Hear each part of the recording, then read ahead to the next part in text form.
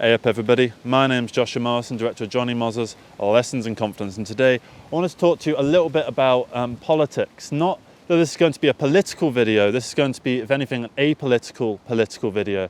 I want to talk a little bit about how we can try and shut out the noise that comes from the internet. Anytime I go on my YouTube, right, it's just endless, politics, BBC News, Fox News, CNN, or political YouTube channels, you know, those reactionary type things. Not like reactionary as in the right-wing thing, I just mean literally like reacting to the new political events of the day. And you just get loads of them, and they're all so long, and they're all so in depth. And the thing with politics is that you could spend your entire life dedicated to politics, as many people have, to try and figure out just one particular issue. And you could spend your whole life researching it and analysing it and studying it, and you'll never get to the bottom of it because there is so much going on. There is so much of a deep well of angles that you can approach political situations from, that it just becomes so intimidating to actually get into that general space. And it's very easy to get involved in politics now because, I mean, we all kind of do it. You end up clicking on a couple, you know, real life law videos and thinking that you're a geopolitical bloody guru because you sort of think about how Turkey and Greece have the little border disputes over the islands that are kind of around there, and like how Greece has loads of islands that are like right up to the Turkish border, which means that Turkey doesn't have as free access to their own coastline as they perhaps ought to, or whatever. I'm not taking sides with that, by the way. That's another issue of politics. It feels hard to actually discuss politics without inherently taking one side or the other on any particular issue. And it's really difficult as well because with politics, it's such a touchy subject that you're never going to please everybody. And I find that when I'm out with friends and stuff, and when it gets onto the political thing, my mind goes either one of two ways, and it depends on how political I'm actually feeling. I'm either up for a bit of political discussion or I'm not, and my mind just kind of goes like that. And like, you know, you start hearing like Donald Trump this, Keir Starmer this, Xi Jinping this, bloody all of this sort of stuff. And your mind just kind of goes a little bit, oh God, because it's not that you don't have thoughts and feelings about all these issues, but what is airing those issues going to do? It's not like we're actually going to change anything from having our little discussion on the latest little issue. You know, and how important is it to stay politically aware? I mean, it is, obviously. It's good to stay aware of what's going on in the world, to be conscious of the fact that, you know, we live in a place where we might not have to deal with civil wars or, you know, genocides going on in our back garden, stuff like that, which can feel quite nice. And that's a very low bar for what should count as nice. There's not a genocide going on around here, so we're doing all right.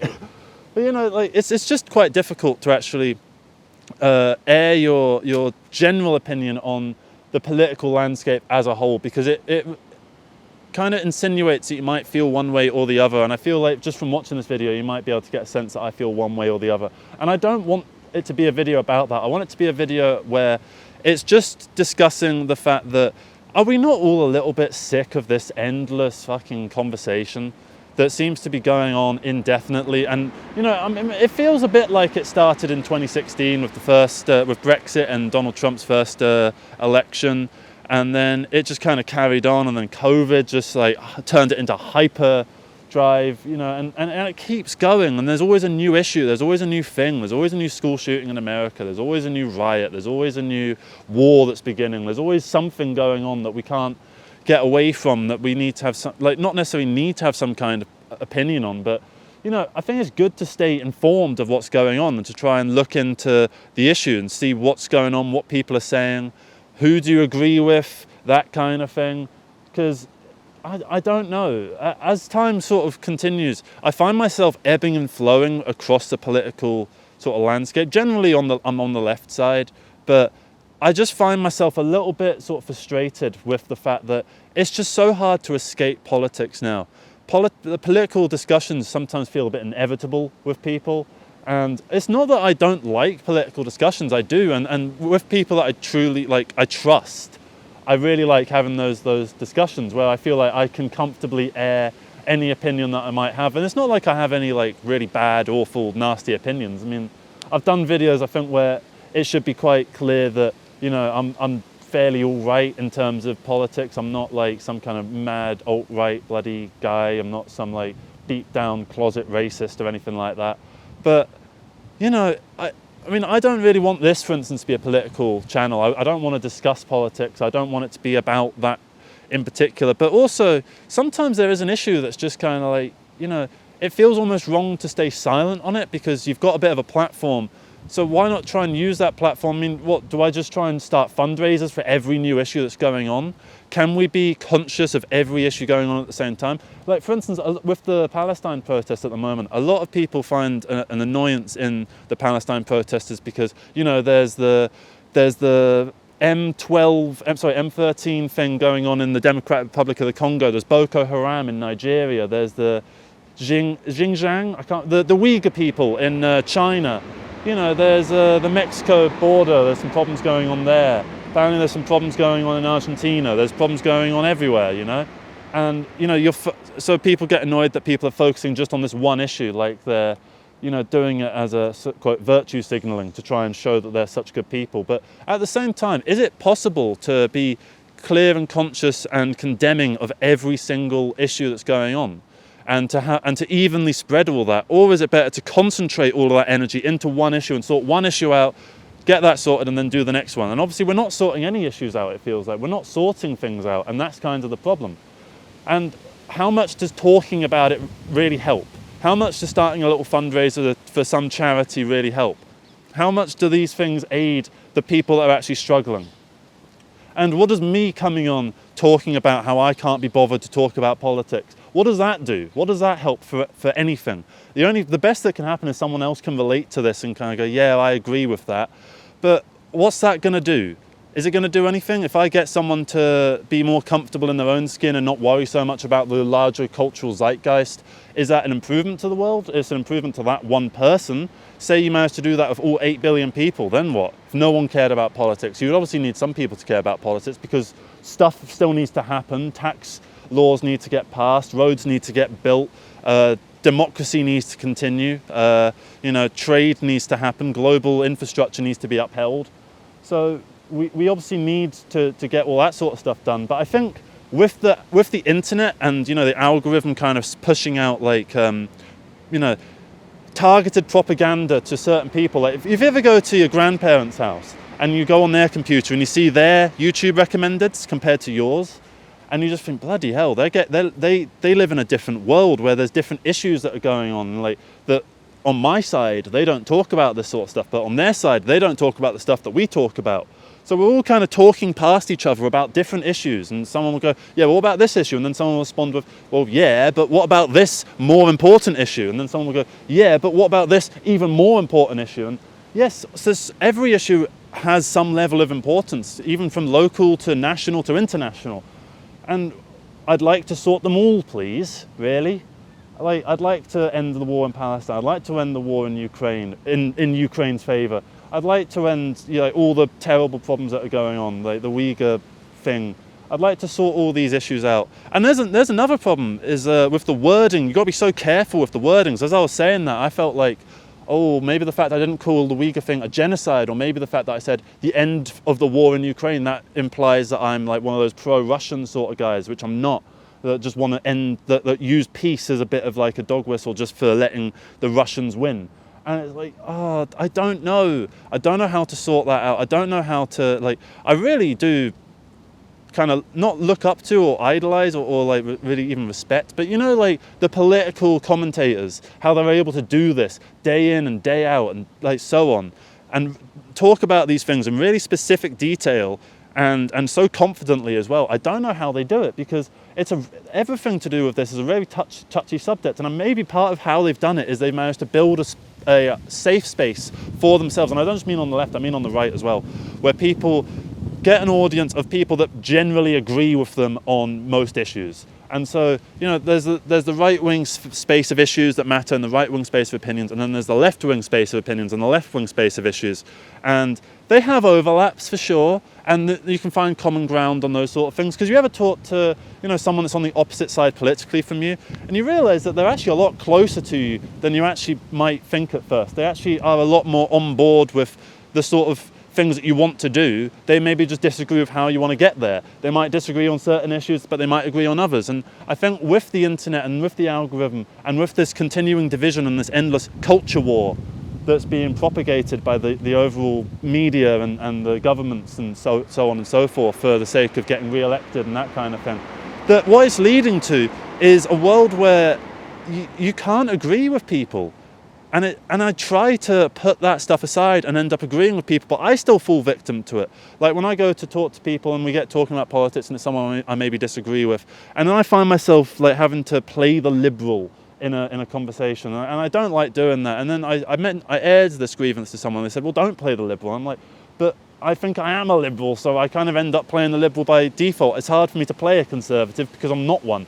But I imagine a conservative probably has the same sort of thing. If they're having an argument with a liberal, they're like, oh, I'm having to play the liberal, I'm falling into the same set of opinions. And I don't know, maybe like, you ever notice if you talk to someone who's, say, more left-wing than you, that you feel a little bit more right-wing in the way you talk, and if you talk to someone who's more right-wing, you feel a little bit more left-wing in the way you talk. So you're not the same political like place on the spectrum at all times. It depends on who you're talking to, and that's maybe a good thing because it shows that you are flexible with your worldview, and you're able to take on new things and take on new information and apply it to your own life. And I feel like all you can really do politically is try and make your own local area as nice as possible. Engage in local politics, because with local politics you do have some level of not control or ability to make change, but you can do something more than on some industrial scale, international incident that you're just a speck among a million specks in a picture for a protest there'll be a headline going, look at these stupid protesters. And you'll just be another face on that with a load of people in the Daily Mail comment sections going, oh, look at those bloody idiots complaining about an issue. Meanwhile, they'll go out and do a protest where they'll complain about an issue, and then the Novara media comment section will be like, oh, look at those bloody people complaining about an issue. Oh, look at them bloody idiots. So there's no winning, man. And I feel like even doing this video, it's just me playing a sneering centrist, and I don't want to do that either. I don't want to put myself into a singular political position. I want to remain open to new ideas and new modes of thought, while at the same time not tolerating intolerance, and not allowing general democracy to falter and fail, and not allowing totalitarianism and authoritarianism to take hold, and populism to take hold, and all that sort of nasty stuff. So what do we do about this? How do we sort these issues out? I don't have the answer to that, and I'm not, even if I did have the answer, what good would me telling you the answer do? Because you probably just disagree that it's the right thing to do. You probably just think that we should do this other thing. And if we just did that, then it would all be sorted. Like Georgists, for instance, the political ideology of Georgism, basically advocates for introducing a singular tax on land value. And that would apparently help pay for a lot of the social welfare and general infrastructure that we kind of need. So people tend to advocate for that sort of thing. Then you've got socialists, they advocate for socialism, and you've got free market capitalists, they advocate for what they advocate for, and we all have various ways of trying to sort the world out. Because I think generally we all want good things to happen. We all want the world to get along, and I think even though it's a bit of a joke, oh yeah, we're all going to come together and sing Kumbaya. Like, I think we would all agree it would be nice if we did that, right? Like, sure, it's not going to happen, but wouldn't it be nice if it did? Wouldn't it be nice if we all just kind of got along and, put aside all of our differences? But obviously it's never going to happen, because there's so many answers to why that's never going to happen that I couldn't even begin to get into it. And I think the reason I'm making this video is just to try and encourage you to shut off from the constant culture war that kind of gets shoved down your throat. Get off Twitter, get off Facebook, get off TikTok, get off YouTube. Just click not recommended on any political bullshit that comes your way. Hit don't recommend channel on bloody Fox News or CNN or BBC News or Vaush or I don't know, the Daily Wire or whoever, right?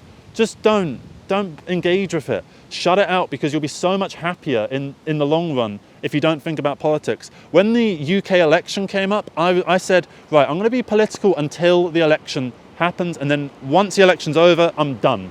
And since the election, I've barely thought about politics. At the moment, I know there's apparently something going on with farmers' inheritance, Apparently they raise the inheritance on farmers, but apparently it's like to do with corporate farms, but apparently it might also affect normal farmers. So there's a bit of a debate about that. And I'm sure I could go looking into it and it could turn out to be some kind of, I don't know, media spin to try and, make the Labour Party look bad for certain reasons, or maybe it's to try and do certain things or whatever. Maybe there's so many different facets to this issue that you can make an hour-long video, not even getting into the nitty-gritty of it. And what good would that video do for anyone, Because is Keir Starmer going to watch that and reverse the policy? I don't know, probably not. Look at the protest for the Iraq thing in 2003, when Tony Blair wanted to join George W. Bush in invading Iraq. 1.3 million people turned out for that protest, and we still went. So what could we possibly do? It doesn't seem like any number of people would be good enough. For the past year, people have been turning out in droves to protest the Palestine thing. Nothing's happened with that. All they want to do is stop us from sending arms to Israel to the tune of £500 million, which that could be £500 million that could be in the British domestic sphere of investment. It could be investing in our national infrastructure, or it could.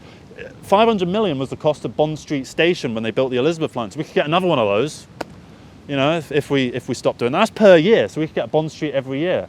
But we're protesting these things day in and day out. I think they do it every week, but nothing's happened. And if anything, all that happens is you end up getting demonized for it. Look at Just Stop Oil. They're going out and doing all their sort of stunts and stuff, and all they're ending up doing is making people dislike the cause that they're actually trying to protest for. And then there's the whole thing of but if we just tried to do little protests, the acceptable protests, then they wouldn't report on them, which is true. They don't report on stuff when they, for instance, when, I don't think it was Just Stop Oil, but it was something like Just Stop Oil. They actually went into Parliament and they did a protest in Parliament, which I think is where you should do it. And it got no media coverage. But then they go and paint bloody Stop Oil in red on front of HSBC, and they get coverage all over the shop where people go, oh, do you think Just Stop Oil have gone too far? And it's not that I'm supporting Just Stop Oil. I don't like the way that they operate, but I do support the cause of, trying to end, general reliance on fossil fuels and, moving towards renewables, because we're going to run out of gas and petrol and oil and coal at some point. It's not a renewable resource, so why don't we start investing in renewable stuff so that we can think about the long-term future? But, what are we going to do? How are we going to sort these issues out? Me sitting here chatting shit about them isn't going to do anything. You sitting there commenting about it or getting incensed by whatever political video you clipped before this isn't going to do anything about it. So why keep this charade up? Why keep doing this? Why keep getting angry over things that you can't sort out? And that at the end of the day might not even affect your life necessarily. I've seen people get annoyed about the immigration situation in America, and they're not American. Why are you getting annoyed about that? It's not let the Americans get annoyed about that. If you want to get annoyed about immigration, there's immigration going on here you can get annoyed about if you really want. I just don't get it. I don't understand. Well, I do understand, and I've tried to actively shut myself away from it, and I would encourage you to do the same. Tune this stuff out, because all it's designed to do is make you upset. Because hate spreads faster than love. It really, really does. That's why these things do so well, and that's why positive good news like kitten gets saved from tree, or £8 billion got donated to a hospital. That's why those things don't get media coverage necessarily. Not to nearly the same extent as, oh, this bombing just happened and 20 people died. That's going to go all over the shop. And the idea is you need to stay informed so you can keep yourself safe, because the idea would probably be in case there's a terrorist attack near you, that maybe your family could have possibly been involved in that terrorist attack. So that's why they do tell you about it. But are you going to be able to keep up with every single terrorist attack that happens across the world? If you've got family in France and you've got family in, I don't know, Syria, you've got family in China, you've got family wherever there's terrorist attacks going on. I feel like if there was a family member of yours that was in those sort of areas, you would start looking it up yourself anyway, just to make sure that people are safe. I don't know. I feel like that's the main reason that technically news exists. That's probably the reason that we're told that to follow the news, and that's the reason to stay informed.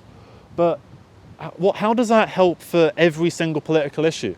You know, I mean, those sort of things you're going to find out about anyway, because you can't escape those sort of things. You'll get told about it. You'll see it on the news when you go past Carphone Warehouse. You'll see it in a newspaper when you get on the train and you pick up the little Metro newspaper or whatever your town's equivalent is. You'll find out eventually anyway, if you really need to know. So don't worry so much about it.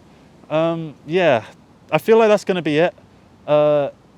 It's a very difficult video, this, to actually make, because I feel like this is a very controversial subject, and I feel like what I'm saying is like almost counteractive to the general attitude towards politics at the moment, which is you need to stay informed, you need to keep up with what's going on, and you know, you need to be another player in this culture war where you can argue for your case and your ideal world, because you want that world to happen.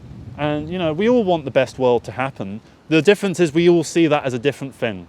And I'm at that point where I would rather just try and make my own local community better. So that's why I'm saying engage in local politics, because you have the power to do stuff with that.